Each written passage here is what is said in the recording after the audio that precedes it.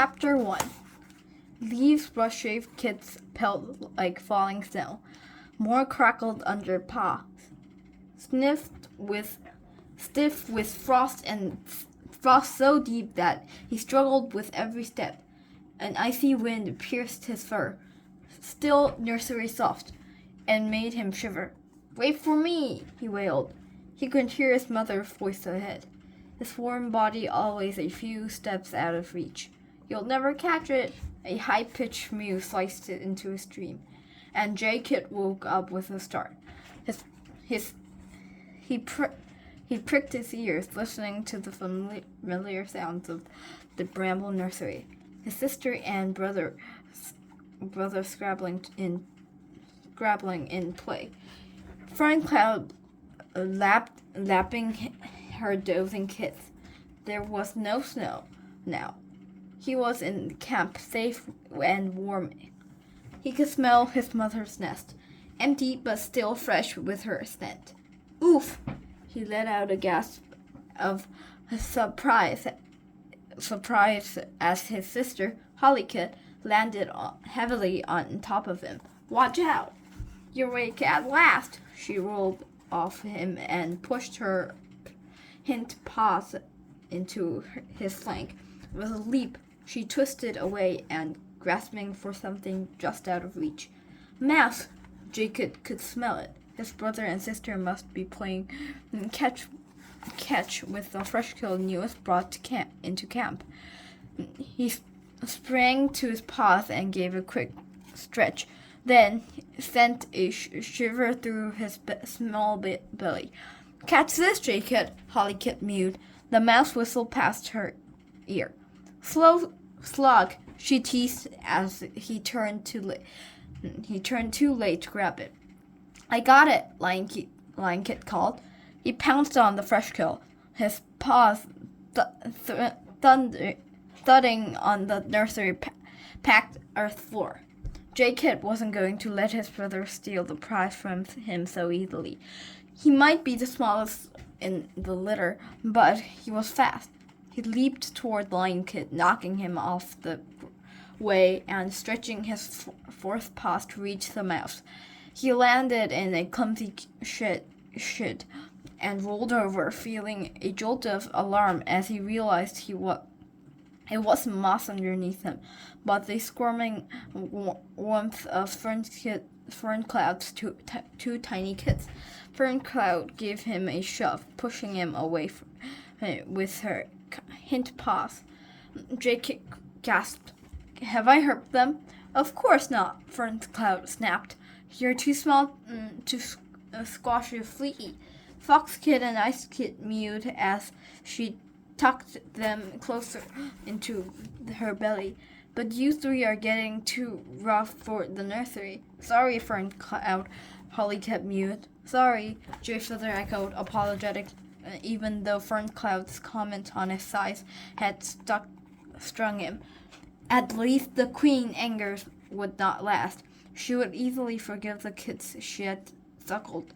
When Squirrelflight's milk had not come, it was Fern Cloud who had fed R&Jay, Hollykit, and Lion Kit in the moons before Fox Kit and Ice Kit were born. "It's about time Firestar made you apprentices and moved you to the apprentices den," Fern Cloud mewed. "If only," Lion Kit sighed. "It won't be long," Hollykit pointed out. "We're almost 6 moons old." R&Jay felt the familiar surge of excitement as he imagined being an apprentice warrior. He couldn't wait to begin his training, but without even seeing Fern Cloud's face, he could sense the flicker of doubt that prickled through the queen's pelt, and knew that she was looking at him with pity in her eyes. His fur bristled with frustration. He was just ready to become an apprentice as Hollykit and Lion Kit. Fern Cloud answered Hollykit's unaware that R&Jay had sensed her moment of unease. "Well, you're not 6 moons yet, and until you are, you can do your playing outside," she ordered. "Yes, Fern Cloud," Lion Kit replied meekly. "Come on, R&Jay," Hollykit called. "Bring the mouse with you. The bramble of the The bramble bush rustled as she slid out through the nursery entrance. Jacob picked up the mouse, delicious delicacy in his teeth. It was nearly killed and soft. He didn't want to make it bleed. They could have a good, clean game with it yet. With Lion Kit close behind him, he scrabbled out after his sister. The barbs of the entrance tunnel clawed satisfyingly at his fur, sharp enough to tug at his pelt, but not sharp enough that they hurt. Outside, the air smelled crisp and frosty. Firestar was sharing tongues with Sandstorm below the high ledge. Dustpelt sat with them. We should be thinking about expanding the warriors den, the Dark Tabby advised his leader. It's crowded already, and Daisy and Sorreltail's kids won't be apprentices forever. Nor will we, thought J-Kit. Brightheart and Cloudtail were grooming each other in a pool of sunlight on the other side of the clearing.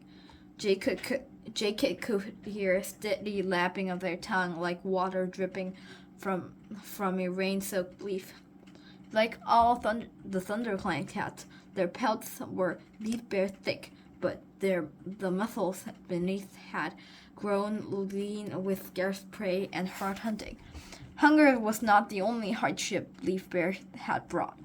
Molepaw, one of Sorreltail's kids, had died of a cough that not responded to Leafpool's herbs, and Rainwhisker had been killed during a storm, struck by a falling branch.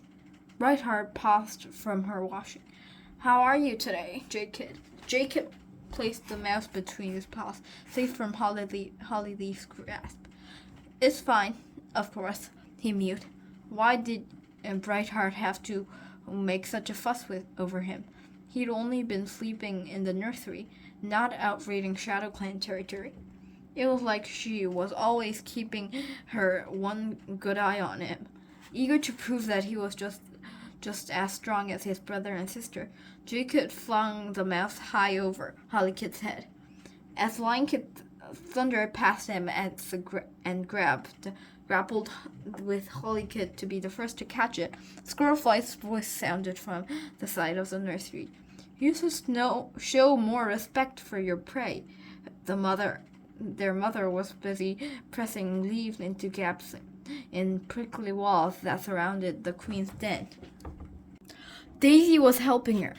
Kits will be kits, the white she-cat purred indulgently. J-Kit's nostrils flinched at Daisy's strange scent. It was different from the clanborn's cats, and some of the warriors still referred to her as a kitty pet because she had once lived in a horse place and eaten two-leg food. Daisy wasn't a warrior because she showed no sign that she ever wanted to leave the nursery, but her kits, Mousepaw, Hazelpaw, and Berrypaw, were apprentices, and it seemed to J-Kit that they were as clanborn as any of his clanmates.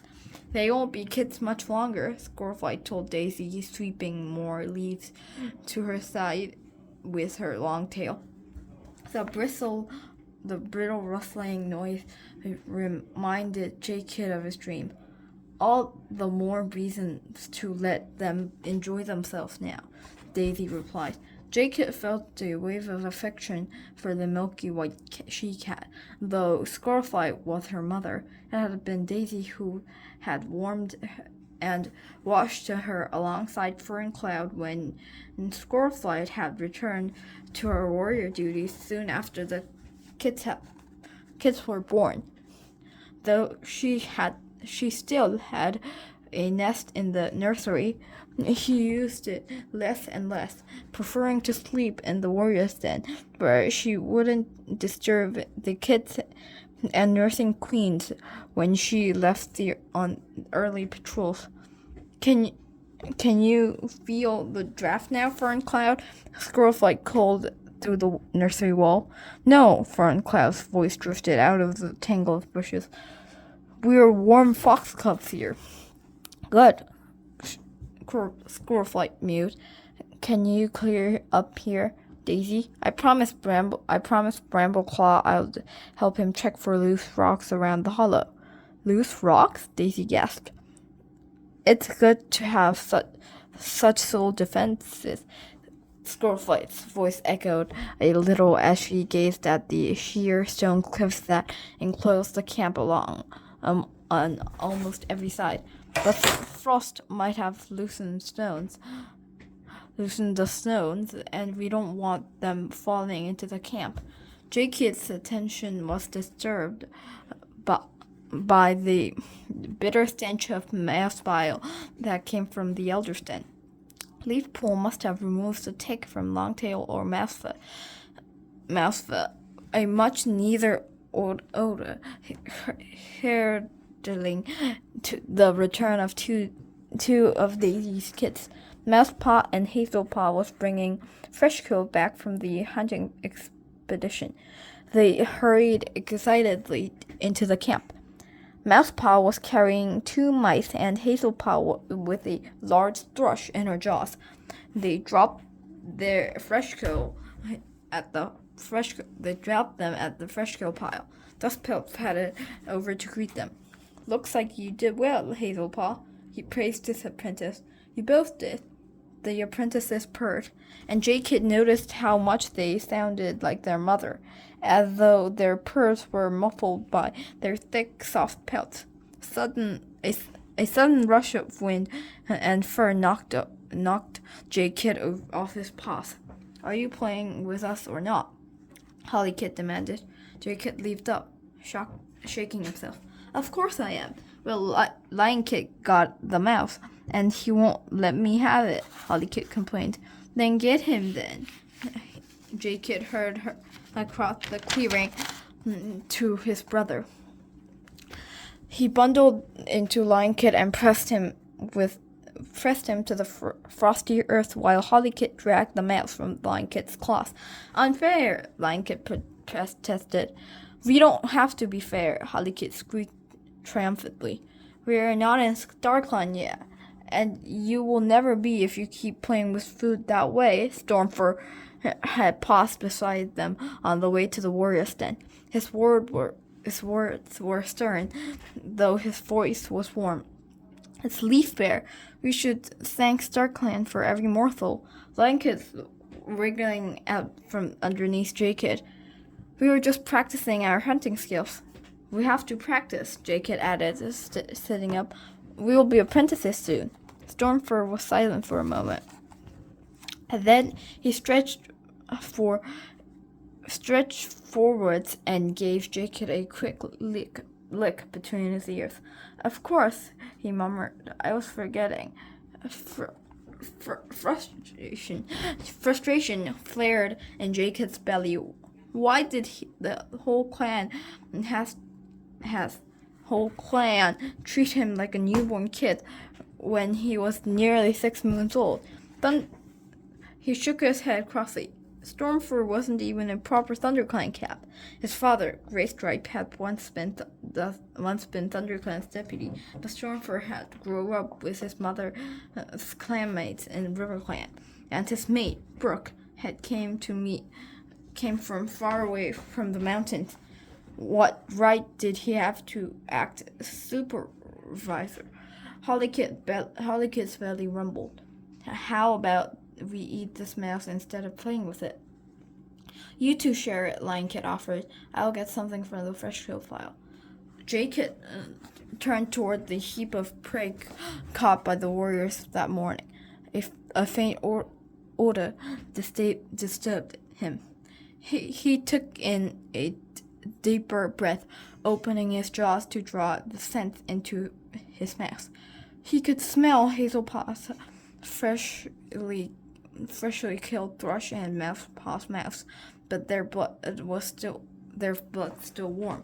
But below there soul smell that made him tongue curl. He padded to his brother. His tail held stiffly behind him. What are you doing? Lion Kid asked. J-Kid didn't answer.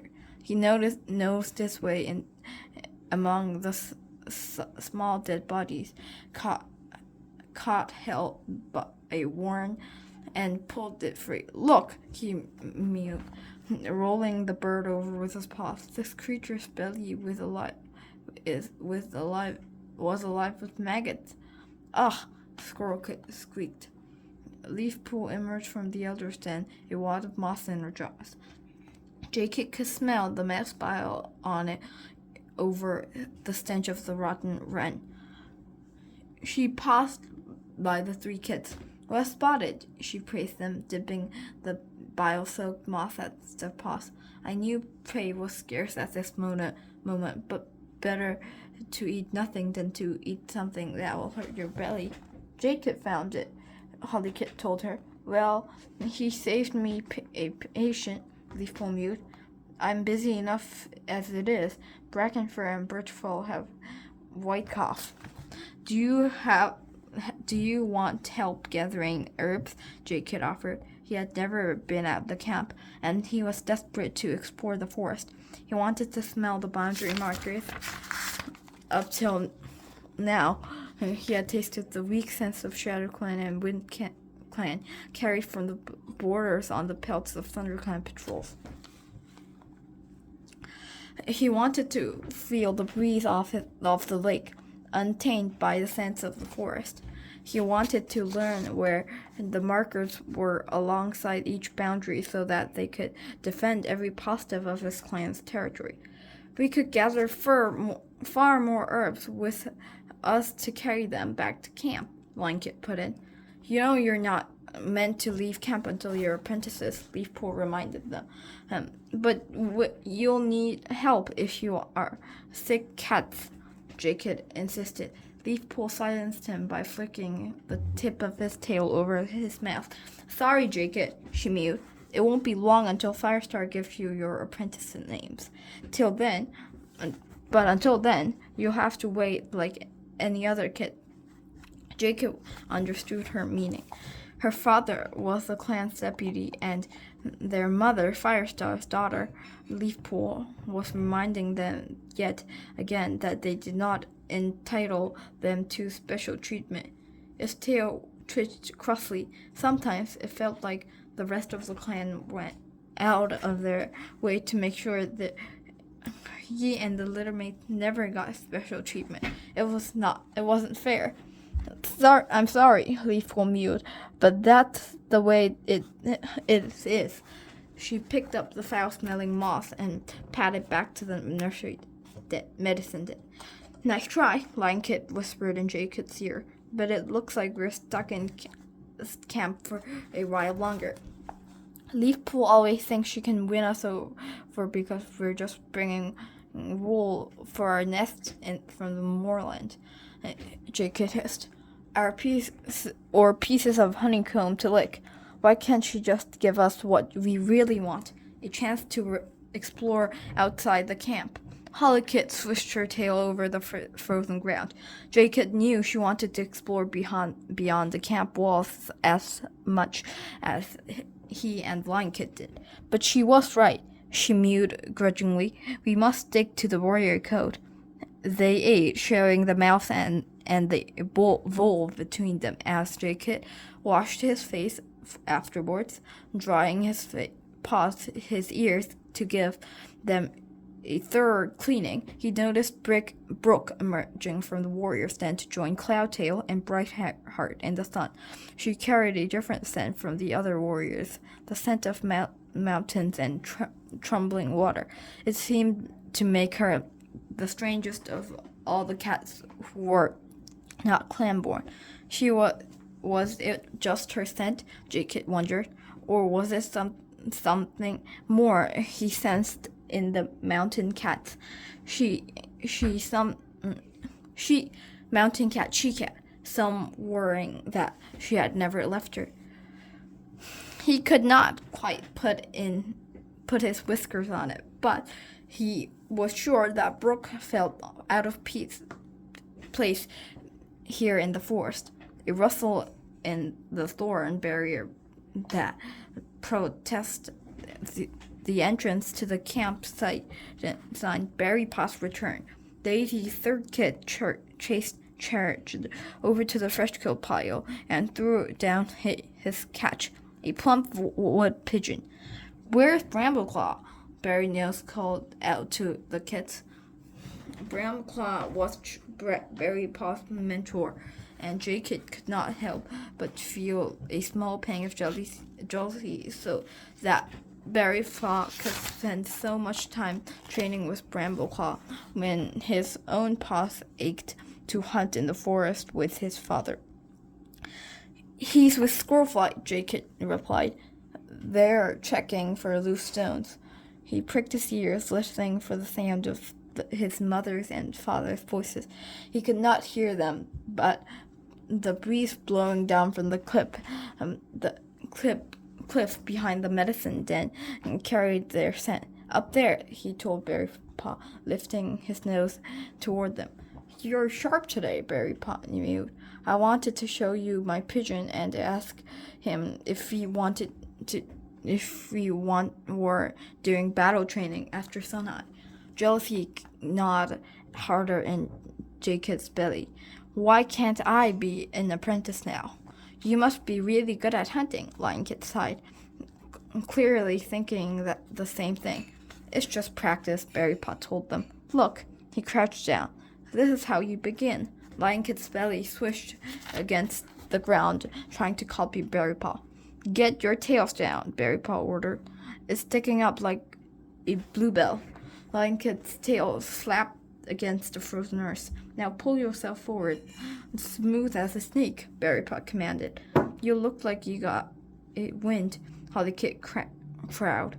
Lion Kid gave a playful hiss and leaped at her, rolling onto the ground. She fought back, purring with amusement, while Lion Kid pummeled her belly with his hind paws. They were so busy in their fight that they did not notice the sudden noise outside the camp. But Jay Kid did. The cat's paws were pounding toward the camp entrance. Jay Kid recognized the scent of Spiderleg and Thornclaw. The patrols was returning, but something was wrong. Something was wrong. There were warriors' paws drumming the fourth floor in a panicked rush, their sense bitter with fear. Jay Kid fur stood on end as Spiderleg and Thornclaw burst through the entrance. Firestar and Sandstorm were on their paws in an instant. "What is it?" Firestorm mewed. Spiderleg drew a deep breath, then announced, "There is a dead fox in our territory."